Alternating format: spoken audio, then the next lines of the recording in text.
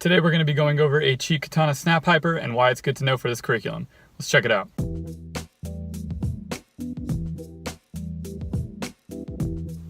I mean, he ain't wrong.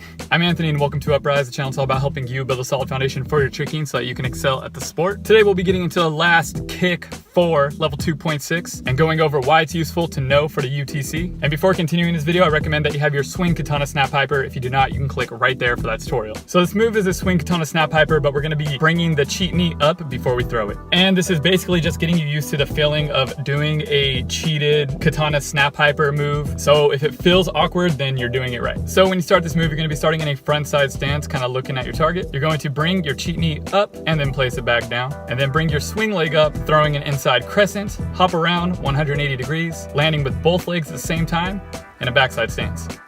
Now, since this is a snapping move where we land with both feet at the same time, we can only do a spin into it, so no follow through and no spin follow through. As for tips on this move, just try your best to keep your legs straight and point your toes. And you want to make sure that you have your Cheat Katana false hyper. If you do not, you can click right there for that tutorial. Let's check those out one more time.